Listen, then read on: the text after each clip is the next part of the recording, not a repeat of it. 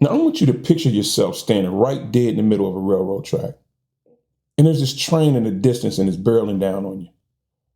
I mean, you can hear the horn and you can feel the ground shaking. You got a choice to make. You can choose to get on board that train, or you can stand where you are and get ran right over. But make no mistake about it, people, that train is coming through there. And the train that I'm speaking about is artificial intelligence. In reality, it's already here, whether we like it or not. And if you don't make a choice for yourself, well, AI is going to make it for you. And see, I don't remember asking for AI. It just kind of showed up one day and took over. And it's everywhere now. And we see it everywhere in our lives today. I mean, you see it in your phones and at your bank, in your job. I even hear tell it reads our emails and listens to our phone conversations. And I know it makes a lot of hiring decisions for big companies. For instance, when's the last time you had to try to contact customer service? I tried to contact Home Depot a couple weeks back. Took me 30 minutes to finally get through to a human. And then when I did finally get through to a human, she didn't even live in this country.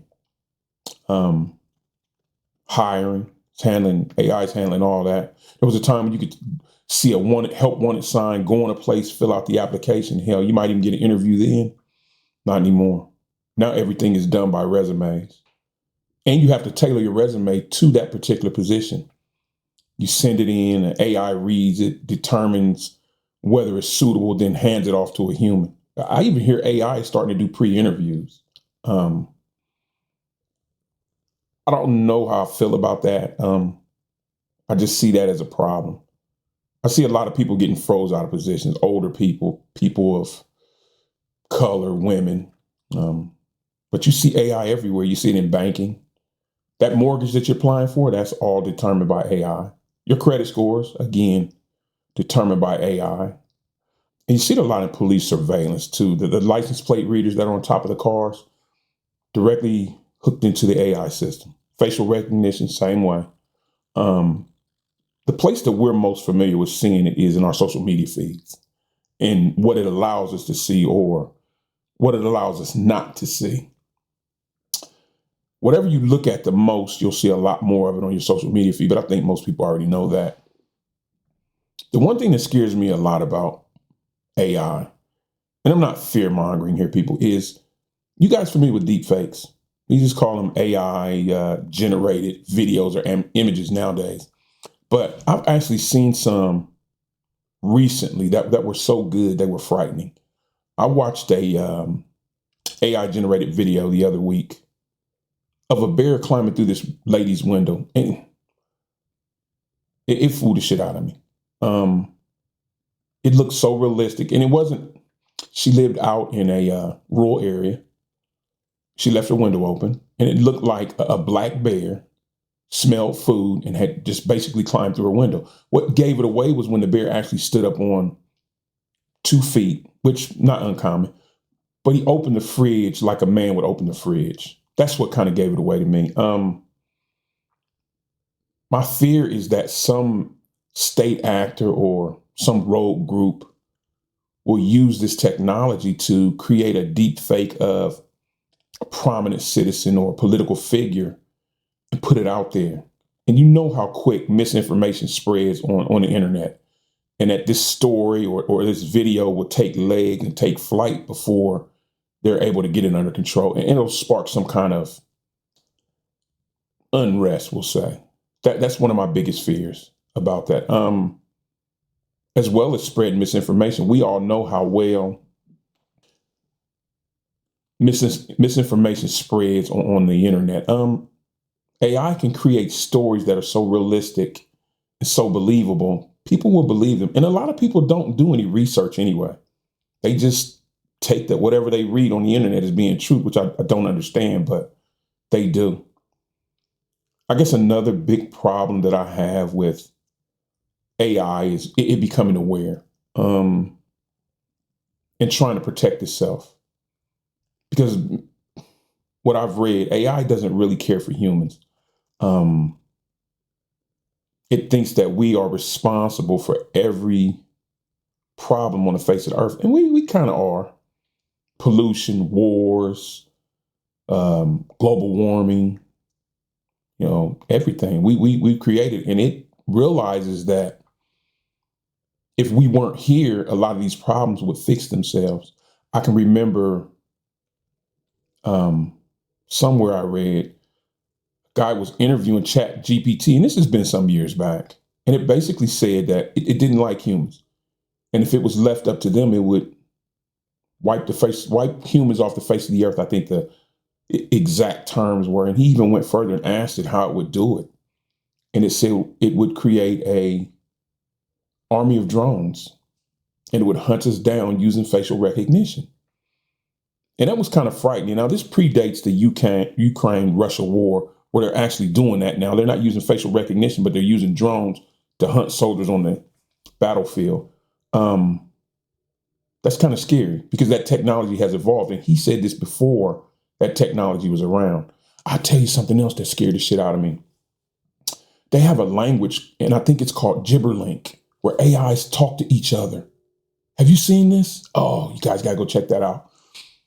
And it's this language that they use to communicate, and we just discovered it. How long have they been talking to each other?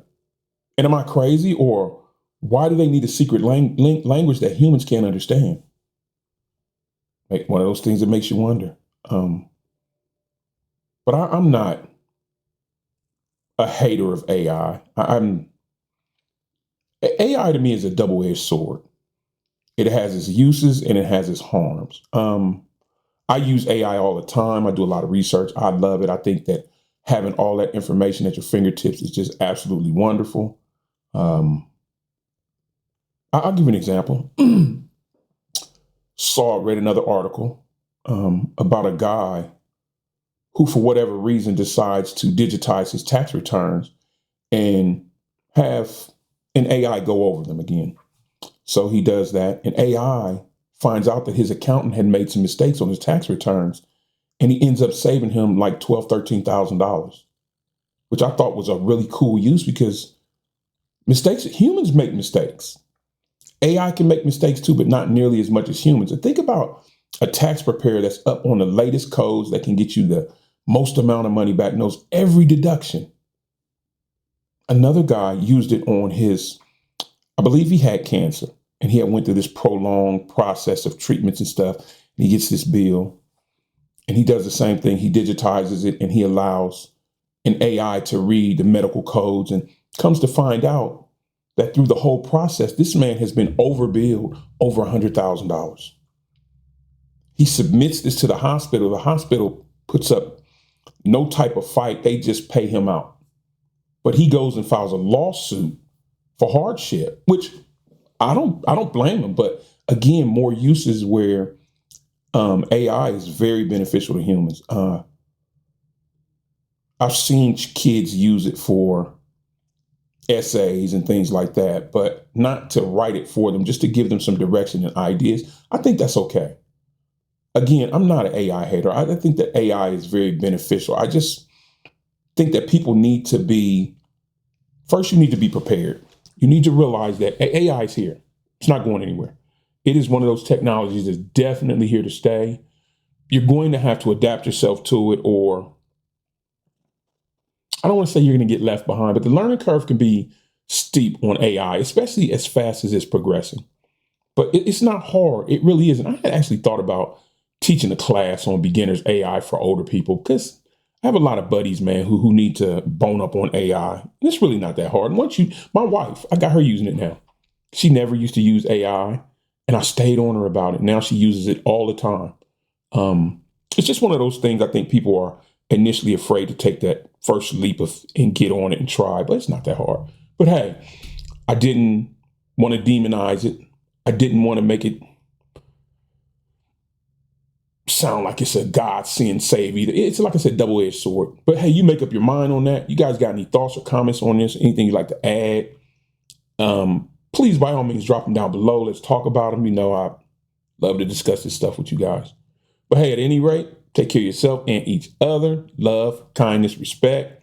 We all need a little more of these in our lives. I'll catch you guys in the next one.